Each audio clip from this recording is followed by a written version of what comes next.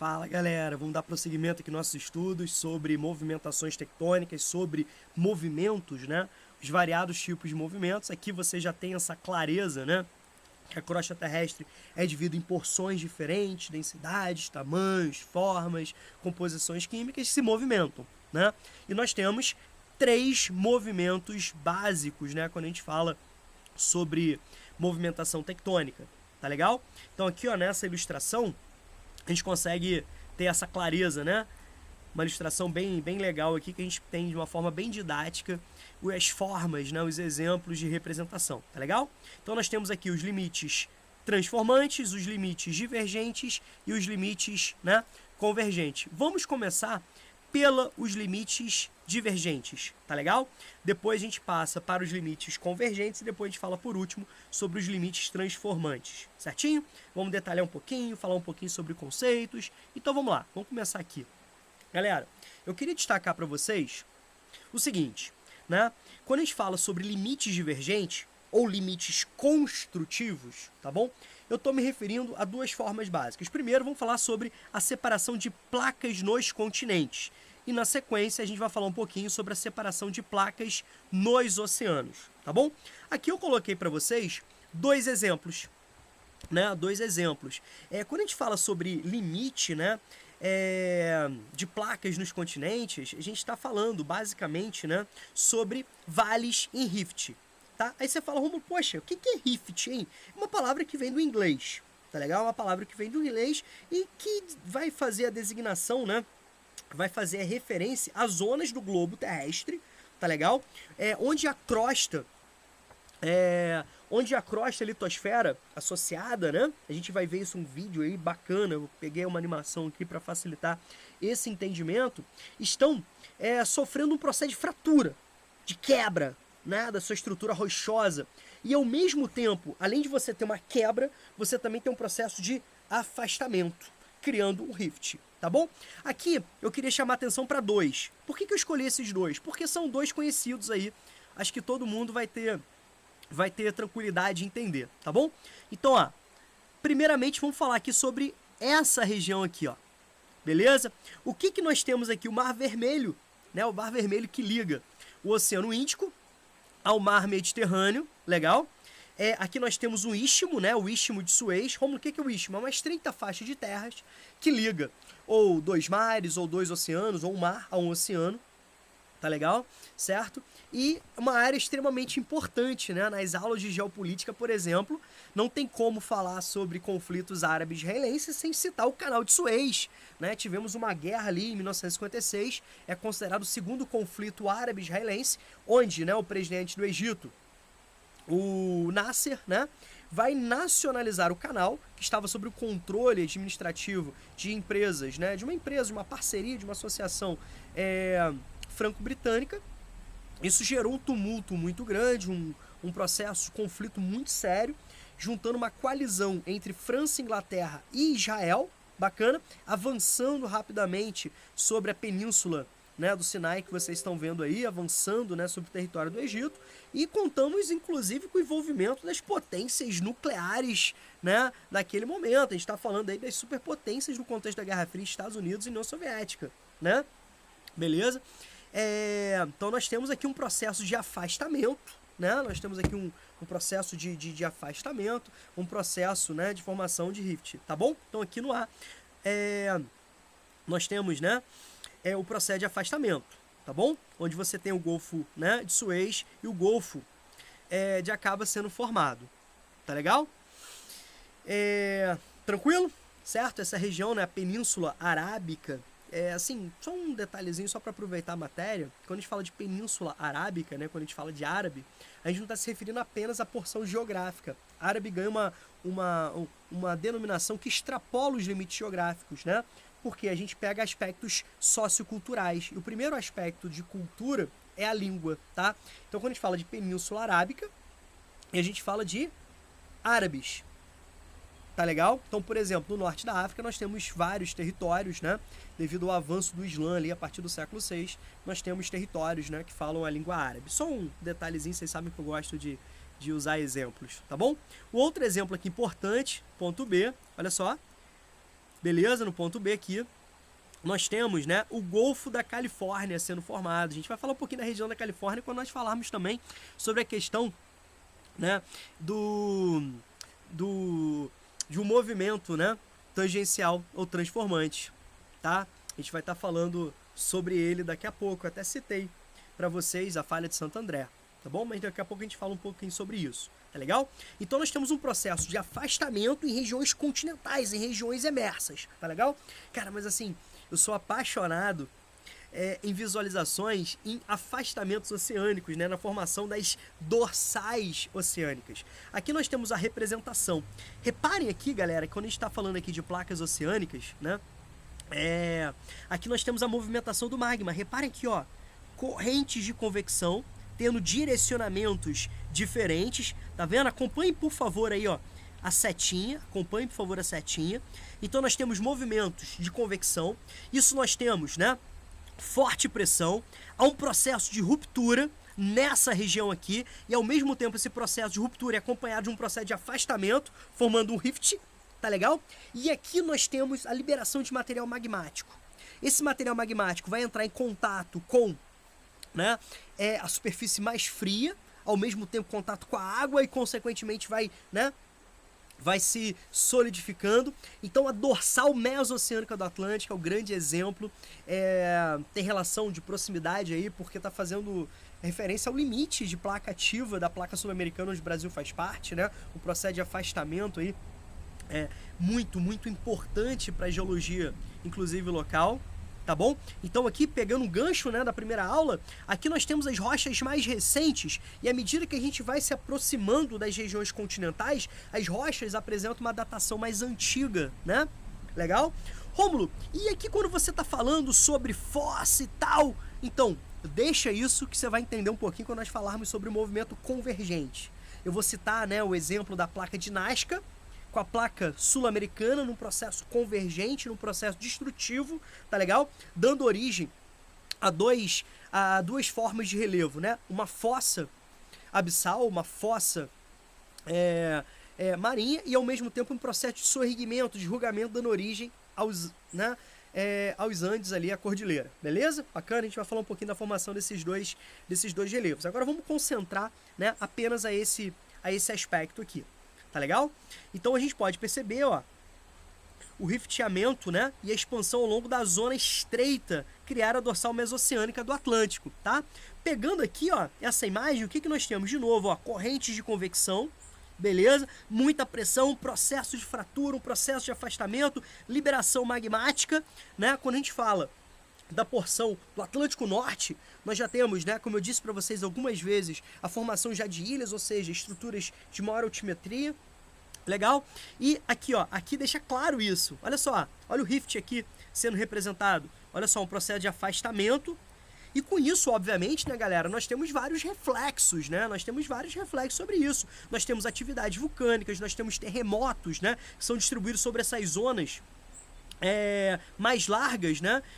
Principalmente na região do centro de expansão. Então nós temos assim situações muito interessantes, tá legal? Beleza? Muito, muito legal mesmo, tá bom?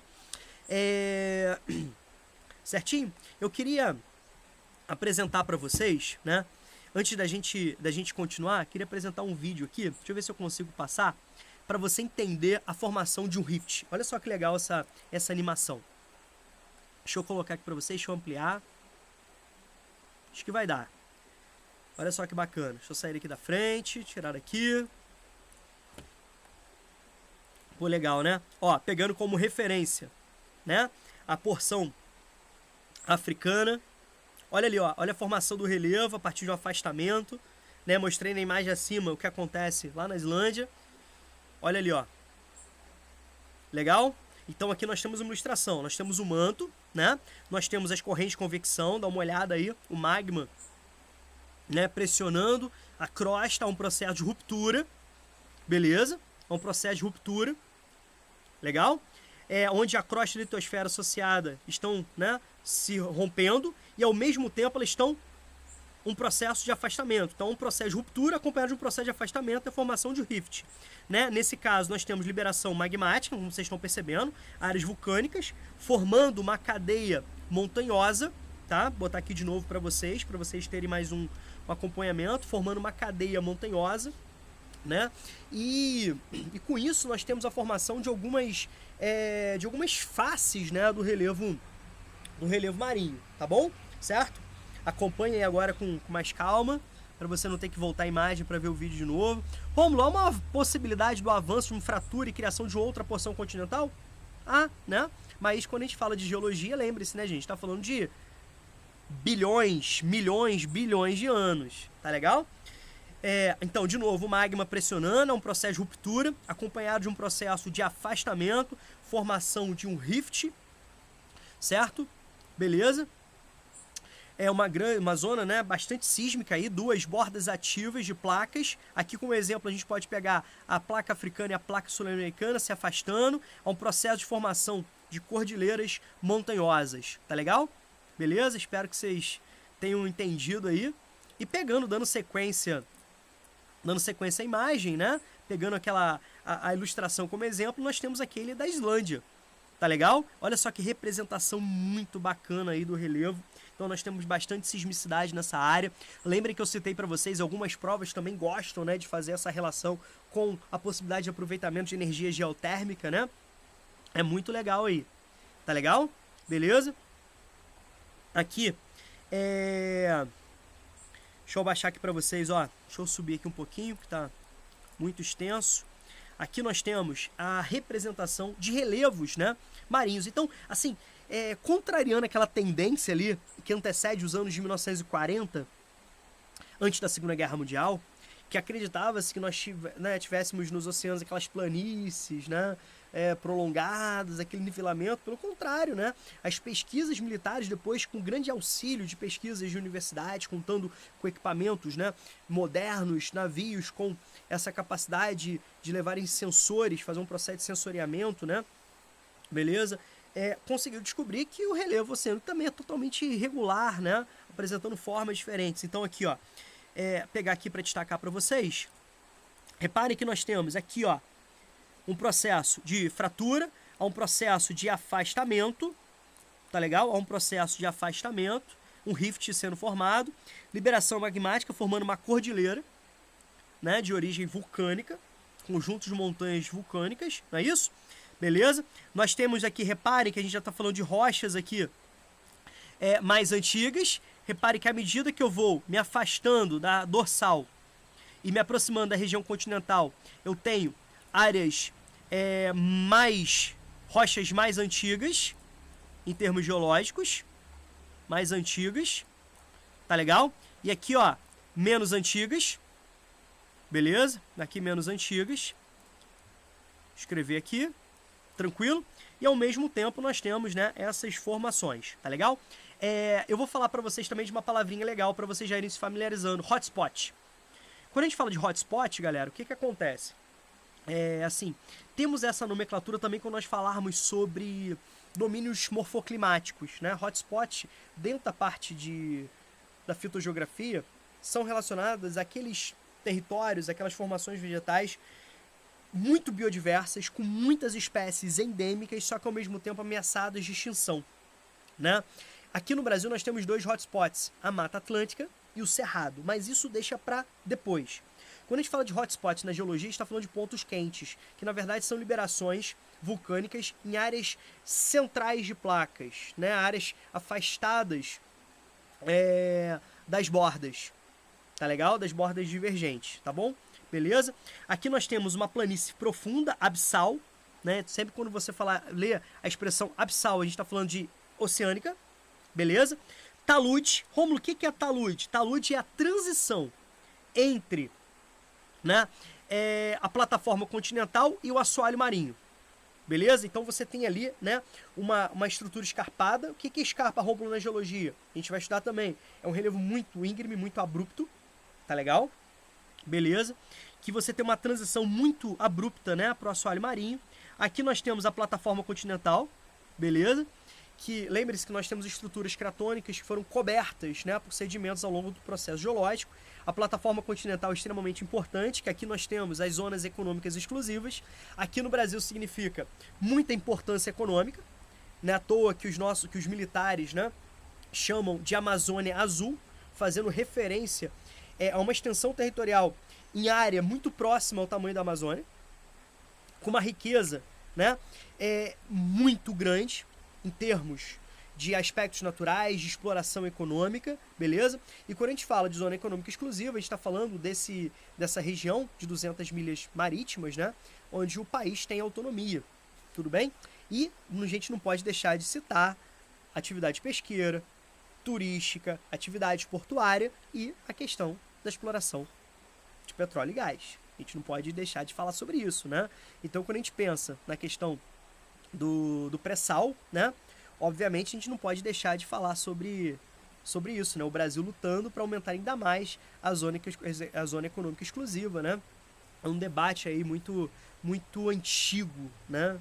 Já vem já de uma longa data, beleza? Ou seja, ampliação da zona econômica do mar territorial, né, dos países, assim, além de 200 milhas marítimas, tá bom? Interesses econômicos, certo? É o que a gente chama de mar internacional, né? Mar, né, internacional, aí, águas internacionais e a porção da zona econômica exclusiva. Tudo bem? Beleza? Certo? Que é justamente essa transição, né? Você vai avançando aqui na transição do continente para, né, até chegar ao início da talute, que é um processo de grande desnivelamento, beleza?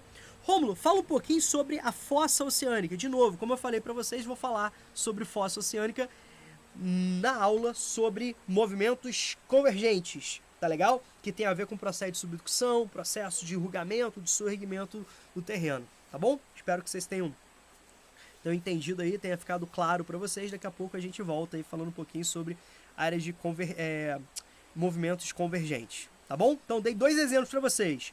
Um processo de divergência, né, que acontece entre duas porções, duas placas oceânicas, né, de porções oceânicas, beleza? E dei 2 exemplos para vocês de um processo de afastamento, né, que acontece em áreas continentais, beleza? Certo? Para os vestibulares é muito mais cobrado o afastamento das placas oceânicas, o grande exemplo é a dorsal mesoceânica do Atlântico para os vestibulares, tá legal? Que são sempre mais cobrados aí, tá bom? Já caiu no Enem, tá? Aqui, beijão pra vocês, até daqui a pouco.